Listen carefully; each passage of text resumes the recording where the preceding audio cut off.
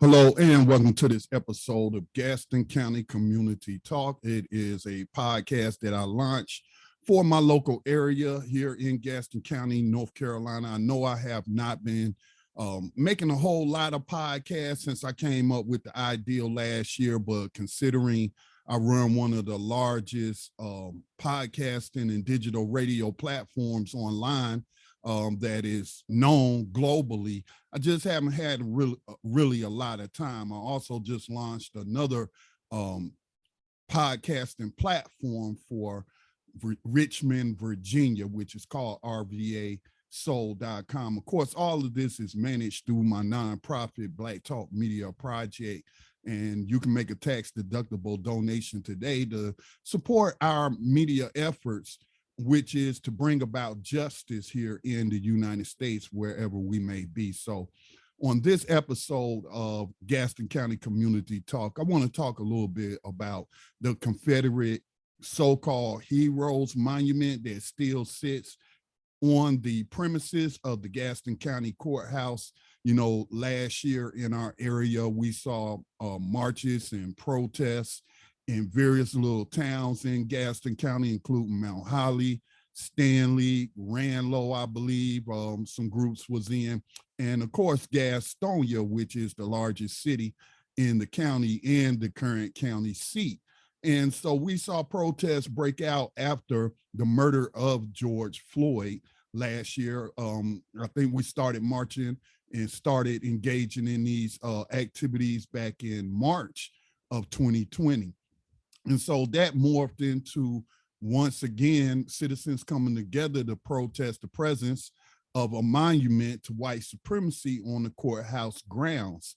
And, you know, did all of that work, did all of that organizing, had several protests. It was well covered by the media, and citizens came out and spoke at commissioner meetings. You know, they have commissioner meetings on Tuesday nights every 2 weeks. And I think it's about time we started all of that up. But the reason I wanted to make this podcast is because on Facebook, you know, it shares your memories, you know, the things that you posted at a time, any point, you know, that you was on Facebook, no matter how many years, it has what's called memories. And so today, one of my memories came up about a Gaston County meeting and a vote to either relocate the Confederate white supremacy monument, or either to keep it where it's at.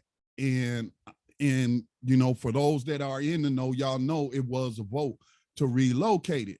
So I'm starting to hear things now that I did not know at the time, but I'm not surprised, and it explains a lot about how Sons of the Confederate Veterans, which is a white nationalist group and full of extremists, white extremists, terrorists and what have you, how they in 2016 wrote a manual on how they were going to approach keeping these monuments to white supremacy, to racism, to slavery, and to traitors on, you know, in North Carolina. Well, I guess all over the country, because they go all over the country to try to defend these monuments, which we've seen a lot of them being removed across the country. But, you know, they did vote to remove it in Gaston County, and here it is a year later, it's still there. So it's a number of things that I'm going to be sharing during this podcast episode. All right, so let's take a look at this news report that came out. Let's see this news report that came out. Let me go ahead and.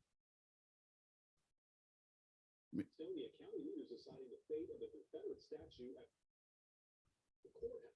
Hunter Signs joins us live with the late-breaking details. Hunter.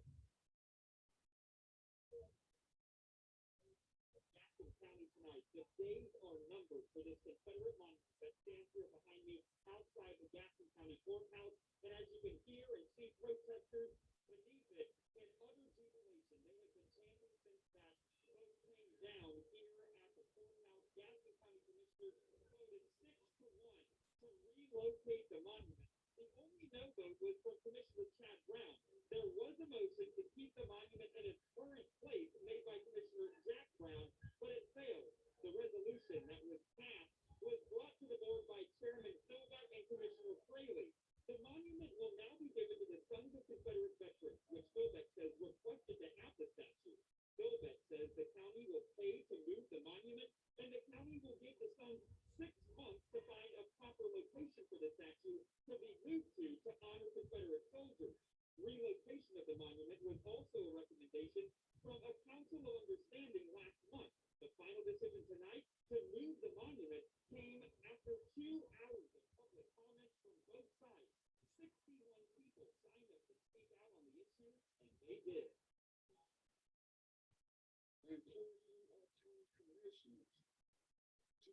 the moral decision to relocate the statue that has been the cause of unrest, disharmony, and a threat to the public safety of every Gastonite in our beautiful town.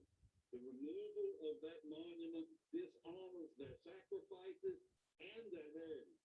There is room in Gaston County for a Confederate monument.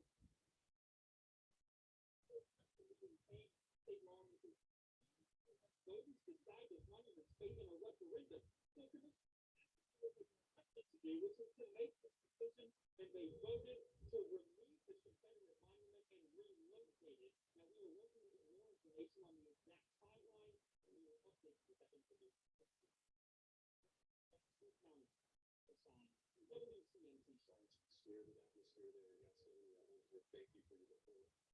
Okay, so that was the report from WCNC, I believe that was WCNC. And now we know a lot of things that we did not know before. You know, I was sitting there in that meeting when that vote came down, and cheers erupted within the commissioners' chambers.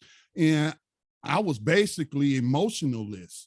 And so one of the persons that was sitting next to me asked me, he said, I thought you'd be happy. I thought you'd be cheering and what have you. And I said, I'll be happy when it's gone.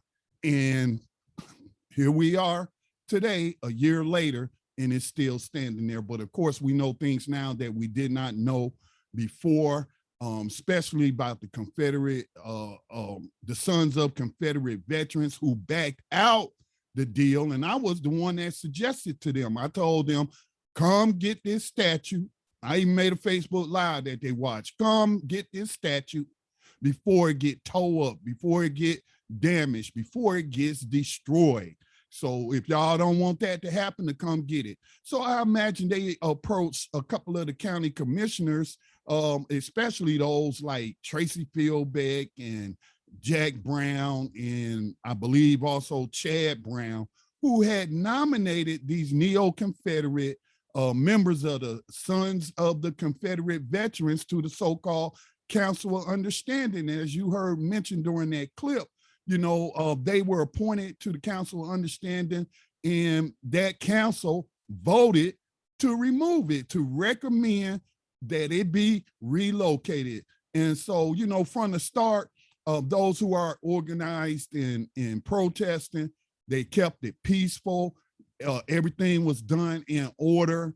You didn't see any kind of issues like what you saw across the country.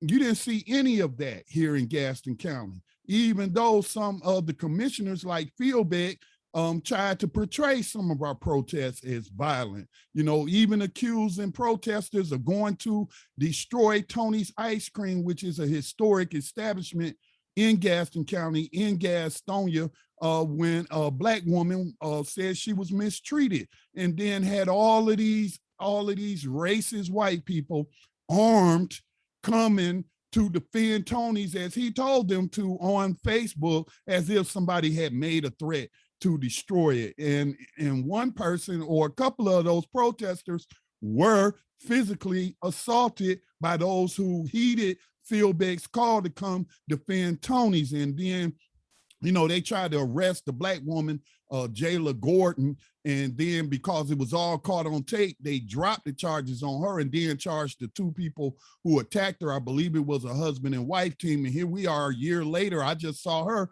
on Facebook the other day saying they still have not had a trial and prosecuted those people. All right, so that's what happened last year. Again, everything was peaceful, non-violent, did things the so-called right way, collected, you know, petition signatures to petition them to remove it. The majority of the people who came out, including clergy that came out to a commissioners meeting, I believe that commissioners meeting, but a majority of them was in favor of relocating it. So, you know, they passed a vote to relocate it, but it's still standing because the Sons of Confederate Veterans were dishonest actors. And even though Fieldbeck, who was the chairman of the board at the time, was going to give them $200,000, up to $200,000 to move that statue. All they had to do was buy some personal property or private property to put it on, and then they backed out of the deal. And now that has been used as an excuse to keep it right there. And that is not in the spirit of that vote, unless they had no intentions of moving it in the first place. Like, this was all a plan from Jump Street. So the Sons of Confederate Veterans backed out. They backed out. So what's gonna happen now? Okay, but before I get into all of that, let's give some history on the Sons of Confederate Veterans, which is a white nationalist extremist group, and they were appointed by Gaston County commissioners. Now, Jack Brown's gone, but Phil Beck's still on the board, and Chad Brown is still on the board, and they need to go. These have been some very dishonest actors. They spent all that money, even paid for an arbitrator to come in to, sit in on the council with understanding, and we didn't expect that thing to go in our favor, but it did. But let's go into some of this background. So let me share my screen again. Let's get rid of that. Now, this is an article from theguardian.com, which is a UK-based, United Kingdom-based paper. And they did a report. Well, let me see, this article is more than 1 month old. I think it's kind of older than that. Let me see if I can see a date. Okay, there's the date. It's more than 1 month old. Oh, this came out. Oh yeah, that's right. It came out in July of 2021. Manual advises how to stop removal of Confederate statues. Don't mention race.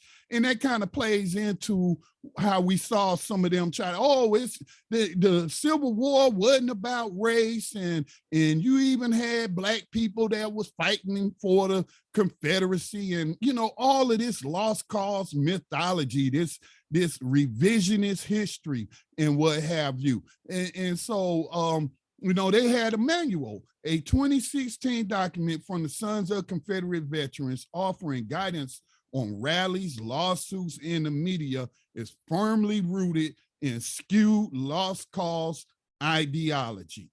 I remember one time somebody was handing out flyers and had all these Black people that was supposed to have fought for the Confederacy.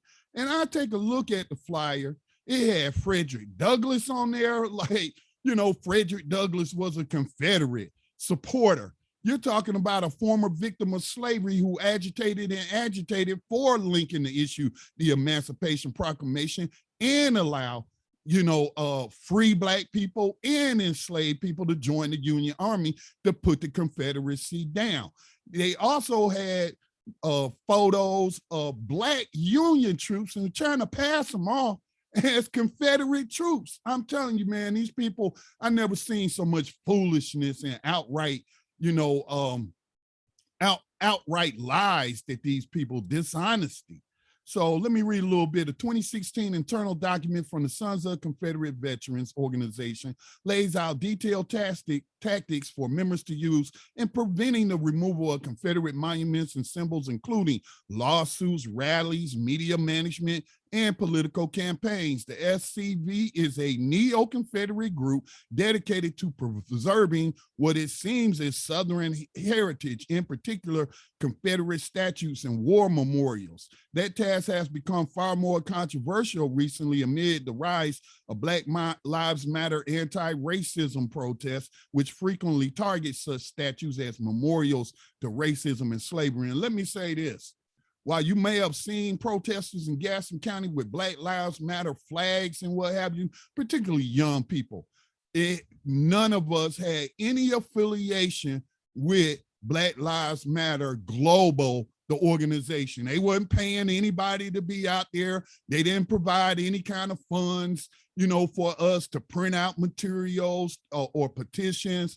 They didn't pay for us to buy any of the things we bought, to go set up around the county and collect signatures for the petition to remove the Confederate monument. They did none of it. They didn't give Black Talk Media Project any money to purchase the PA system, which we was using at rallies. All of that stuff was donated by citizens of Gaston County. All right. But yeah, the 18-page Sons of Confederate Veterans Heritage Defense Manual also castigates perceived opponents of the SCV, accusing the NAACP civil rights group of spreading hate and dissension under the direction of Marxists. See, using them conservative buzzwords and what have you. Again, it was entirely movements made up of residents, and those in surrounding areas came to support us in Gaston County. No outside group, even the NAACP didn't provide any support, although they did come to a couple of commissioner meetings, and the one in particular, the night the vote to removal, and spoke out. NAACP ain't got nothing to do with no Marxism, communism, socialism, and none of that stuff. You know, it's like these people engaged in the big lie, which Hitler and his master propagandist, Joseph Goebbels, came up with. Tell a lie big enough and repeat it often enough until it becomes the truth. The people will believe it. All right, but then nobody fall for their stuff. And again, it was a vote to remove it, with a majority of the citizens even writing letters to the Gaston Gazette in favor of removal. The document is attributed to the highest level of SCV leadership at that time, and buttresses its defense of monuments with a detailed account of the Civil War, which falsely denies the centrality of slavery in the conflict. Of course, you know, the Confederate Constitution had slavery in it as the cause of why they were succeeding. But you know, devils ain't no strangers to telling lies. The document outlines a range of suggested methods for protecting Confederate monuments, flags, school dedications, and mascots from what it described as quote unquote heritage attacks from those seeking to remove them. The document groups a number of often bizarre tactics under the heading rallies and public events, which it says can be a way of showing public support to the public at large when a person or a group takes oppressive action against hallowed locations. And so only one time did they get, I say maybe 50 people to come out and protest on their side. And most of them had Trump flags and what have you. And a lot of them was from out of town, including members of the outlaw motorcycle gangs and stuff. Them people didn't live here in Gaston County. They had to bus in. And I don't know if they paid them or not, but they had to bus in their support. All right, so it recommends acquiring permits where possible, since in that case, the authorities will be alerted as to the event and will provide police security. And it would also afford the organizer the right to have anyone removed from the event who is causing a disruption. Well, we didn't ask for permission, nor is it required, even though later they tried to pass an ordinance saying we got to give, you know, so many days notice for a protest that has so many people. There's no way to predict it. And the First Amendment says nothing about that, about permits and what have you. If you're on the public grounds, you can protest. All right. The Supreme Court has been decided in case law after case law. All right, it warns of risk in public rallies, which mostly concern the possibility that the SCV's opponents will muster bigger numbers, which we did.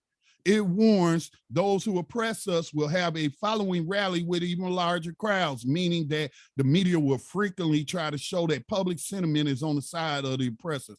I would have to say that the local media in Gaston County and surrounding areas covered it objectively. Okay, it is not the media's fault that y'all couldn't muster enough support for y'all white supremacist idols to the Confederacy, your false idols to the Confederacy.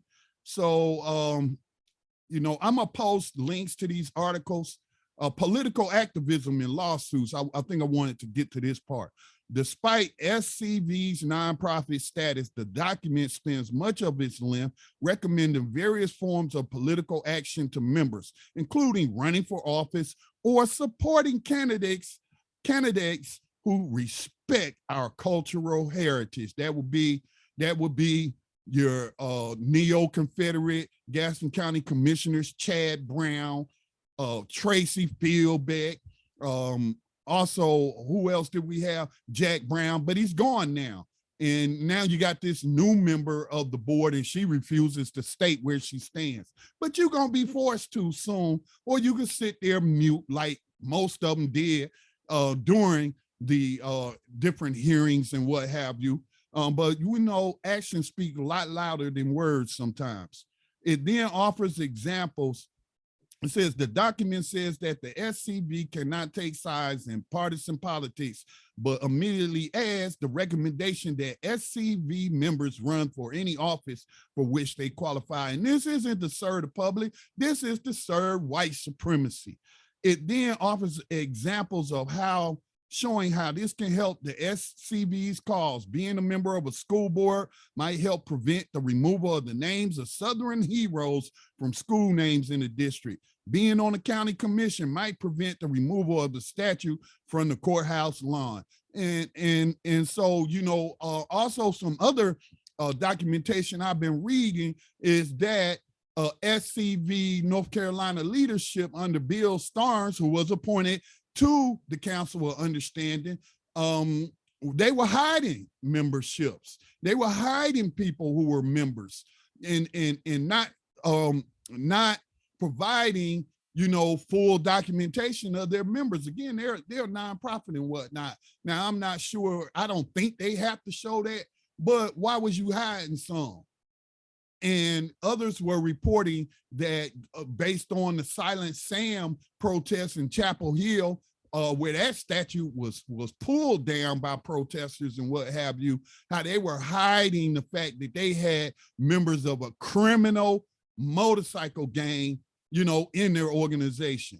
The document puts this even more strongly further on, saying at one point, as a private citizen, you should make it your duty to either run for office or support someone else who is running for office who will respect our cultural heritage. On a specific issue of efforts to retain Confederate symbolism in city or state flags, the document points out that these decisions are made by elected officials, so that in these fights, this is a quote, having our members or supporters in elected positions is paramount. Adding that having our people run for elected office cannot be overemphasized. Similarly, I think it goes on where it was talking about, or it might have been another article I was reading where it was talking about cuddling up to, you know, finding friendly commissioners or elected officials who are on their side, who are white nationalists, neo-Confederates, just like they are. All right, so it talks about the false history. This article does. The document devotes almost a fifth of its length to historical arguments, which it says support its position on Confederate monuments and the nature of what it repeatedly refers to as the war for Southern independence. The arguments are drawn exclusively from a book by an early lost cause activist and historian who served as a Confederate infantry captain, campaigned against Reconstruction in the wake of the South's defeat, and who himself participated in the erection of Confederate monuments in the early 20th century. The book, The Southern View of the Invasion of Southern States in the War of 1861 to 65, was published by Samuel Ashe in 1935. Ashe served in the Confederate Army, was elected to the North Carolina State House in 1870, and was vice president of the SCV's forerunner organization, the United Confederate Veterans. The document follows Ashe in arguing that the war was not primarily about slavery, but driven by anger at taxes imposed by a Congress dominated by Northern politicians, in a fear not about the dissolution of slavery per se, but because emancipation would devastate the capital infrastructure in the South. And I remember one of them neo-Confederates on the board or the Council of Understanding talking about how they were master builders. And we know that much of the infrastructure in the South was built by victims of slavery. Here including here in Gaston County, specifically the old courthouse in Dallas, where one of the victims of slavery was beat to death because they said he was mouthy, and they tied him to a whipping pole, whipped him, put salt in his wounds, left him out there in the hot sun all day, and then he later died from his injuries and exposure. All right, this is history. That's the history connected to these people. And you know, Dallas, man, I don't know what to say. I know there was an attempted protest in Dallas, which was permitted. They had a permit, and you had a whole bunch of them neo-Confederate Nazis come out, giving the Nazi salute and all that kind of stuff. All right, so anyway, Denby added that Ash worked to disenfranchise African Americans and cement whites firmly in power, and that the narratives he wrote were in support of that goal. He said that in drawing so heavily on his book, SCV are ignoring 100 years of scholarship. All right, so I'm gonna leave that there.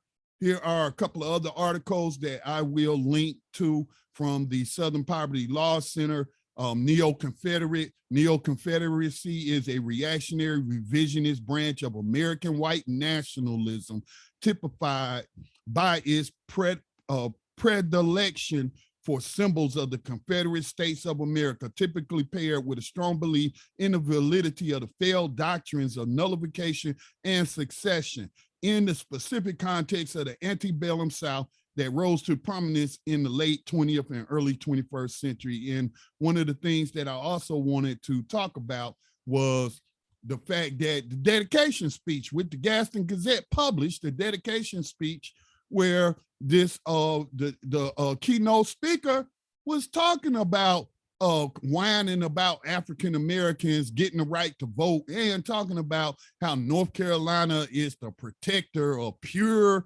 white Anglo-Saxon blood and all that kind of racist stuff.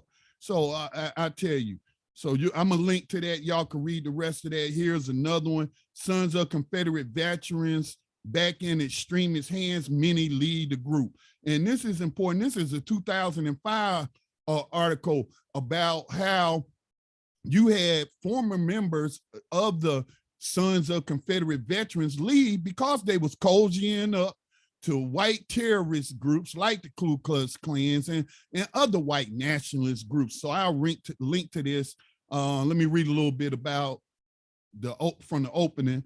After several twists, the Sons of Confederate Veterans is back in the hands of extremists. This time it may be permanent. Right-wing radicals and the Sons of Confederate Veterans have at least temporarily won their 3-year battle for control of the nation's largest Southern heritage group, culminating months of complex legal and parliamentary maneuvers. As a result, thousands of SCV members appear to be leaving the organization. I have no desire to be associated with neo-Nazis and white trash, Henry Seal, a local camp leader from Texas, wrote to colleagues in the SCV this spring. With great sadness, I concede that this is what the SCV has become. This is a former leader within that group, okay? So it appears that for some of them, it was like stuff like Civil War enactments, and no matter how wrong they were, it wasn't about white terrorism and all of that. I find that to be a tough pill to swallow and say it wasn't, but whatever. But here you have them acknowledging that they are now linked to neo-Nazis and what have you. Sons of Confederate Veterans was there in Charlottesville to when those white terrorists went up there to try to stop the removal of that statue of General Lee, where Heather Heyer was died after she was run over by one of them terrorists, and others were injured in that terrorist attack. We also saw these neo-Confederates with their flags on January the 6th and invaded the Capitol, but more on that later. Give me just a moment. The SCV has been convulsed by an internal civil war since the run-up to 2002 elections, when Ron Wilson, a radical closely aligned with racist SCV elements, was chosen as the group's commander-in-chief. During his 2 years in office, Wilson appointed racists to key leadership posts, and some 300 members, most from North Carolina, were suspended for publicly criticizing racism within the group. The struggle for the SCV is important. The SCV has some 30,000 members and about 5 million in reserves and a number of very prominent members. It has real political pull in some places, a fact that makes it a tempting prize for racists. And again, they certainly have their friends on the Gaston County Commissioners Board, don't they? All you got to do is check the record. All of this is documented. Who pointed these white terrorists, these racists, to the Council of Understanding? Who they thought it was going to end up in a 6-6 tie, and therefore they was just going to say, oh, we tried, we put it to the vote, you know, representatives of the people, and you want to talk about acts of terrorism. You even had Belmont, representing Belmont, Ronnie Worley, say in the commissioner meeting that one of those terrorists told him that if anybody climbs that statue, we should shoot them. He talked about it. It's all on record. It's on video. This is the people we dealing with. But I told him, come get this statue. If you don't want it towed down. And so that deal was made with the commissioners board to take the statue. Then they backed out of it, talking about, oh, we scared of a lawsuit. How? The county owns the statue. The county has the deed to the statue. In fact, it is the public property of all citizens of Gaston County. But no, y'all want it at the courthouse for a reason, just the same reason why you moved it from the old courthouse to the new modern courthouse. Okay? So we talking about terrorists. These terrorists, you can't, how you gonna bargain with racists in good faith? Because they liars. They lie about everything. And they lied about taking it, even though Philbeck was going to give them $200,000 to relocate it. So I will link to these articles. I'll also link to this Twitter thread about Silent Sam, where it also talks about Bill Starnes. Bill Starnes was on CNN pushing white nationalist revisionist history concerning the sons of, or these Confederate monuments. So I will link to this as well in case you don't believe me. Let me see, make sure I got the right thread because I clicked on something. Let me go back. Yeah, this is the thread. Bill Starnes is the second in command to the North Carolina SCV Grand Wizard, R. Kevin Stone. All right, so, you know, I'm providing you with documentation. There, Bill Starnes right there. He was appointed by, I believe, Chad Brown to sit on the board of the Council of Understanding. And Chad Brown voted against relocating it. Now, he can say because of the money, all he want to. No, dude, you a neo-Confederate. That's why you appointed neo-Confederates to the Council of Understanding. And y'all still lost. And you still refuse to remove. Y'all have not acted in good faith. So here is what I got to say going forward. That it is time to once again turn up the heat. And this time, I'm not calling on anybody to be restrained. I'm not calling on anybody to be peaceful. All right, y'all could have put that in storage after the Sons of Confederate Veterans broke the agreement and refused to take it, talking about they was afraid of a lawsuit. Man, come on, get out of here. All right, but if it gets destroyed, it gets destroyed. Anybody who climbs that statue and chops it off at the ankles will be a hero in my book, because the only Confederate heroes are the ones that deserted the Confederacy and joined the Union Army. Okay, that's North Carolina history. See, because I read a lot, especially historical documents and what have you. So this is where we are a year later. That statute is still standing there for white supremacy. And it's because of the Gaston County Board. And any businesses thinking about relocating here, and let me say this, 2 business owners in this county, all right? Y'all need to speak up. Y'all need to speak up. And if you don't support it, especially Black businesses, because there was one Black Sambo business owner who was speaking against what we were doing in those streets. And it wasn't just Black people, it was a diverse group of Gastonites, citizens of Gaston County, Black, white, Hispanic, Asian, all on the side of justice in this county. And then you got these Black Sambos running around talking about, they need to leave them white people stuff alone and all that stuff. You're cowards. That's why it's still standing there. All right. But again, somebody has already spray painted it and they cleaned it up real quick. But if somebody wants to destroy that, it isn't nothing but a misdemeanor. Your bail shouldn't be that much.